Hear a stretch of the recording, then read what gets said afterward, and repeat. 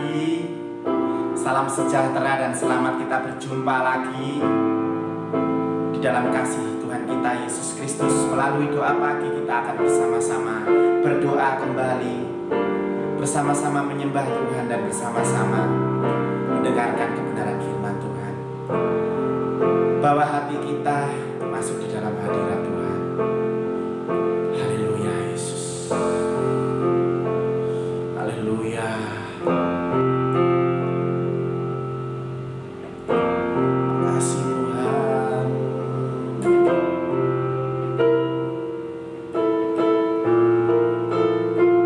Haleluya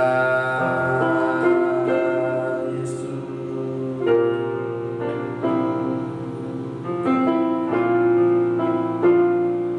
Engkaulah jalan yang sempurna, janjimu murni bagai emas perak, perisai perlindungan, keselamatanku.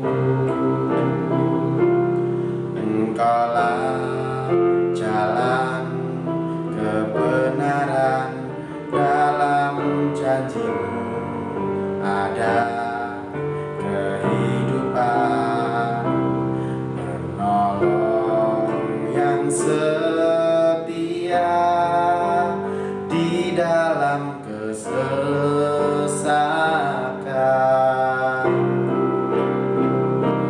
Bagaikan langit yang membentang, begitu luas kasih Tuhan, tiada terhitung pertolonganmu dalam hidupku.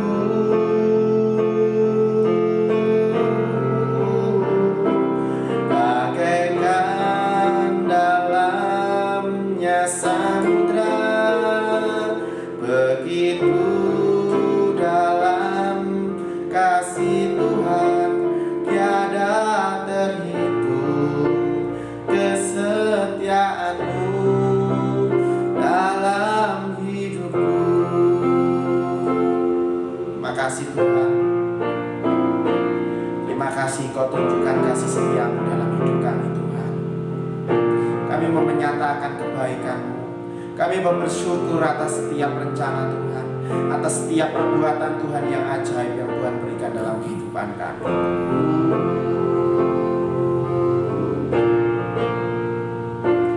Engkaulah jalan yang sempurna, janjimu murni bagai emas perak, perisai perlindungan, keselamatanku.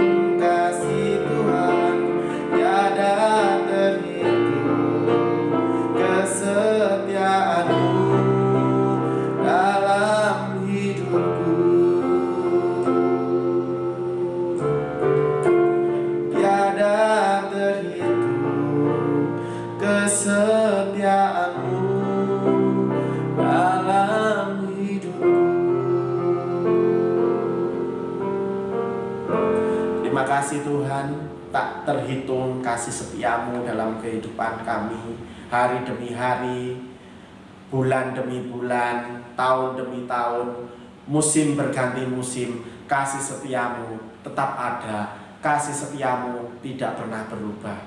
Sungguh Tuhan, kami bangga punya Allah seperti Engkau, Allah yang telah menebus kami dan Allah yang telah memberikan kami keselamatan, sehingga pada pagi hari ini kami bisa menaikkan ucapan syukur kami atas penyertaan Tuhan, atas pertolongan Tuhan di dalam setiap istirahat kami.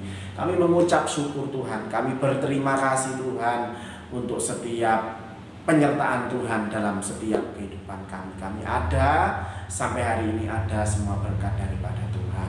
Sebelum kami memasuki hari yang baru Tuhan, kami mau melandasi kembali kehidupan kami dengan kebenaran firman Tuhan. Firman-Nya dalam kehidupan kami persiapkan tanah hati yang terbaik, agar kebenaran firman Tuhan jadi berkat dalam hidup kami. Dalam berkat nama Tuhan kami Yesus Kristus. Haleluya. Amin. Puji Tuhan, Bapak Ibu, Saudara yang terkasih di dalam Tuhan kita Yesus Kristus. Pada pagi hari ini kita akan kembali merenungkan kebenaran firman Tuhan. Khusus pada pagi hari ini ada 3 ayat utama yang akan kita pelajari. Yang pertama, mari bersama-sama kita akan membuka di dalam Kolose 3 ayat 14. Kolose 3 ayat 14, beginilah bunyi firman Tuhan. Dan di atas semuanya itu kenakanlah kasih sebagai pengikat yang mempersatukan dan yang menyempurnakan. Ayat selanjutnya ada di dalam Efesus 4 ayat yang ke-32. Efesus 4 ayat 32, saya akan membacakan kembali firman Tuhan. Tetapi hendaklah kamu ramah seorang terhadap yang lain, penuh kasih mesra dan saling mengampuni, sebagaimana Allah di dalam Kristus telah mengampuni kamu. Dan di ayat yang terakhir kita kembali membuka di dalam 1 Korintus 13 ayat yang ke-13. 1 Korintus 13 ayat 13. Saya baca kebenaran firman Tuhan sekali lagi. Demikianlah tinggal ketiga hal ini, yaitu iman, pengharapan, dan kasih, dan yang paling besar di antaranya ialah kasih. Puji Tuhan, pada pagi hari ini saya akan memberikan judul renungan kasih yang mempersatukan segalanya. Saudaraku yang terkasih di dalam Tuhan, kalau kita melihat di dalam suratan yang ditulis oleh Paulus kepada jemaat yang ada di Kolose, kita dapat mengerti apa yang menjadi tujuan Paulus menuliskan surat kepada jemaat yang ada di Kolose. Supaya apa? Supaya mereka mematikan di dalam diri mereka manusia lama mereka dan mengenakan manusia baru yang diperbarui dari hari ke hari. Itu ada di dalam ayat yang ke-10. Itu adalah bukti daripada kasih, mengenakan pakaian yang baru, menjadi manusia yang baru. Dengan kata lain, Paulus mengingatkan kembali kepada jemaat yang ada di Kolose bahwa Kristus telah datang sebagai pribadi yang mempersatukan dan yang menyempurnakan, sehingga semua orang hidup harus sama seperti Kristus. Itu yang diingatkan Paulus kepada jemaat yang ada di Kolose. Saudara, kenapa di dalam kasih dikatakan mempersatukan? Karena saudara, kasih itu bersama meskipun berbeda. Artinya tetap berjalan bersama-sama meskipun ada perbedaan. Itu pasti. Saudaraku yang terkasih di dalam Tuhan, kita semuanya dipersatukan bukan karena adanya persamaan, melainkan karena Kristus yang datang itu sebagai pribadi yang mempersatukan, dan di mana ada unsur-unsur yang mempersamakan. Pesan Rasul Paulus kepada jemaat yang ada di Kolose tersebut menjadi pencerminan bagi kita sebagai jemaat Kristus, sebagai jemaat yang ada di dalam gereja lokal. supaya kita pun juga mengenakan manusia yang baru. Karena manusia yang baru akan mempersatukan semua perbedaan. Saudaraku, bagi yang bertekad untuk mengenakan kasih Kristus sebagai pengikat, maka yang pertama, jangan membesar-besarkan perbedaan. Di dalam Kolose 3 ayat 11 menjelaskan bahwa di dalam mindset atau cara berpikir manusia baru tidak ada lagi yang menjadi pembeda. Entah itu orang Yunani, entah itu orang Yahudi, atau dalam status agamawi, entah orang itu bersunat ataupun tidak bersunat. Juga di dalam status sosial, entah orang itu budak maupun sudah merdeka, tetapi Kristus adalah semua yang ada di dalam segala sesuatu itu. Dengan kata lain, Kristus adalah unsur pengikat, unsur yang menyatukan segala perbedaan. Tidak ada perbedaan yang dapat dipersatukan kecuali kalau kita mau mengenakan kasih Kristus dan dengan rela memandang pada Kristus sebagai pribadi yang mempersatukan. Kalau kita mengingat ketika Tuhan Yesus mati, maka tabir di dalam bait Allah terbelah menjadi dua. Dan itu tanda Tuhan mempersatukan. Puji Tuhan, saudaraku yang terkasih di dalam Tuhan. Yang pertama tadi dikatakan, kalau kita ingin bertekad mengenakan kasih Kristus sebagai pengikat, tadi dikatakan yang pertama, jangan membesar-besarkan perbedaan. Yang kedua, jangan hidup menurut prinsip manusia lama. Kita tahu ketika kita menjadi manusia lama, kita selalu hidup di dalam dosa dan jauh daripada kasih Kristus. Tetapi karena Kristus yang telah mati, maka salib itu memisahkan manusia lama menjadi manusia baru. Dan manusia baru itu harus dipersatukan, dan manusia baru itu harus diperbarui dari hari ke hari. Oleh sebabnya, kalau kita melihat dari poin yang pertama dan poin yang kedua ini, seringkali itu yang menjadi akar permasalahan.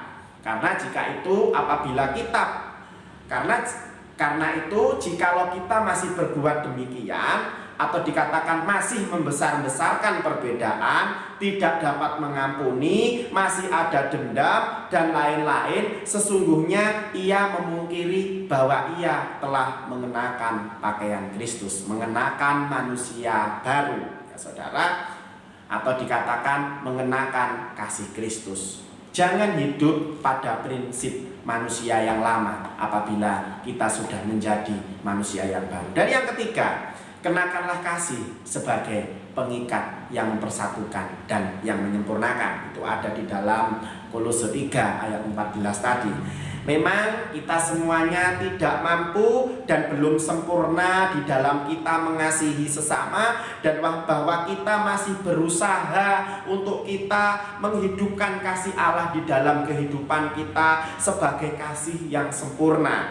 Pentingnya memiliki komitmen di dalam kita mengenakan kasih Kristus, sebab Kristuslah yang akan mengikat dan menyempurnakan kita melalui kasih terhadap seorang yang satu kepada seorang yang lain.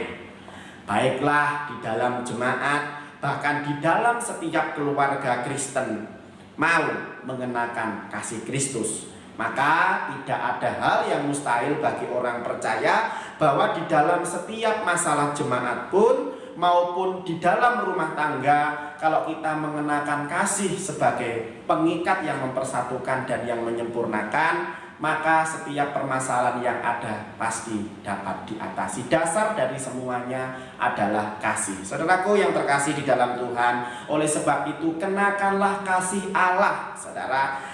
Jadi jika kita mengenakan kasih Allah, maka damai sejahtera Kristus akan memerintah di dalam hati kita. Karena kasih yang ada dari Tuhan Yesus Kristus itu telah menyempurnakan, juga telah menggiring kita ke dalam satu tubuh dan satu rumah tangga. Jika perkataan Kristus diam dalam segala kekayaannya di antara kamu, maka kamu dengan segala hikmat mengajar, dan menegur. Yang penting ada kasih.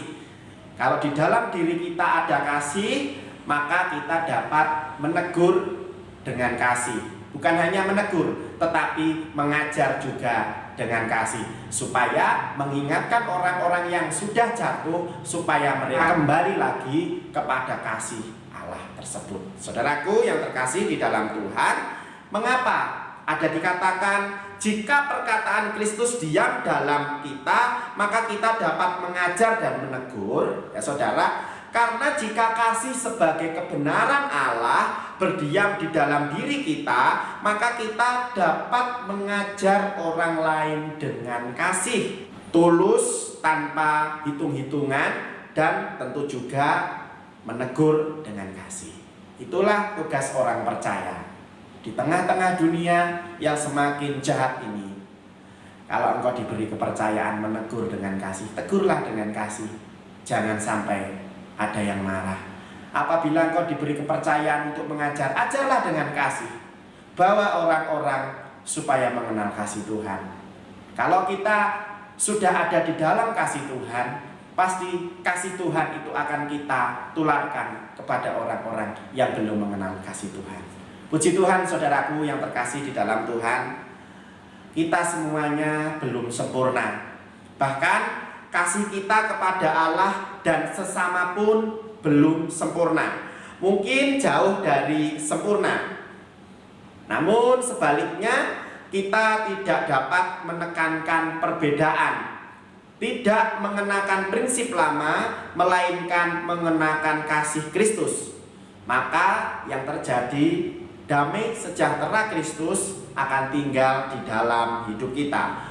Dengan demikian, kita bersama dalam perbedaan karena kasih Kristus sungguh-sungguh menyatukan sebuah perbedaan. Hanya dengan kasih Kristus, maka perbedaan dapat dipersatukan.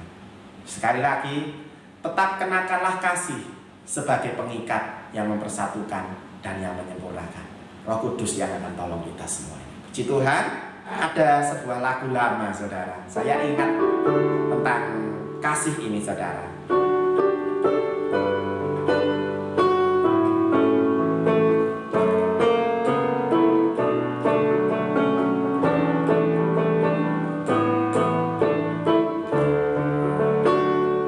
Begitu indah terjalin mesra, satu dalam kasih kita bersaudara. Begitu indah terjalin mesra, satu dalam kasih kita bersaudara. Di dalam kasih Yesus kita bersaudara, tanpa ada rasa curiga dan saling terbuka. Di dalam kasih Yesus kita bersaudara. Mari kita jalin bersama sampai Tuhan datang kedua kalinya. Sekali lagi, begitu indah terjalin mesra, satu dalam kasih kita bersaudara. Begitu indah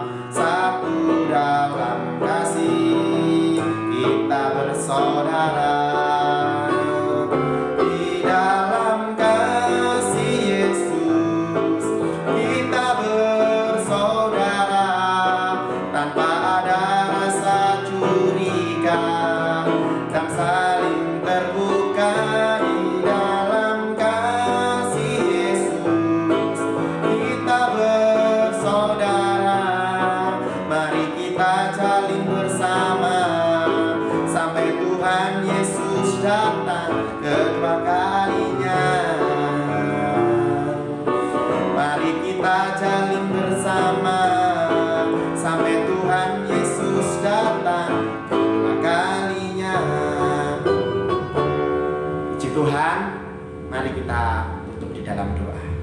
Allah Bapa kami yang bertata dalam kerajaan surga, kembali Tuhan, kami bersyukur, berterima kasih atas kebenaran firman Tuhan pada pagi hari ini. Kami boleh diingatkan kembali, di dalam kasih ada pengikat yang mempersatukan dan yang menyempurnakan.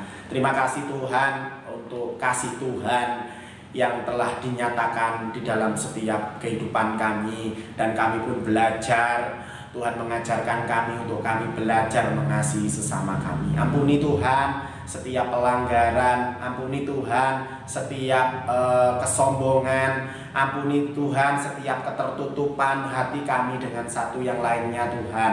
Tapi melalui kebenaran firman Tuhan ini Tuhan, buka kembali silaturahmi, buka kembali kasih yang mungkin sudah dingin, buka kembali kasih yang sudah menjadi hambar Tuhan. Tapi kami berterima kasih melalui kebenaran firman-Mu Tuhan pada pagi hari ini. Kami mau belajar kembali sesuai dengan kebenaran firman Tuhan. Biarlah kasih yang ada mempersatukan dan yang menyempurnakan dalam setiap kehidupan kami Tuhan.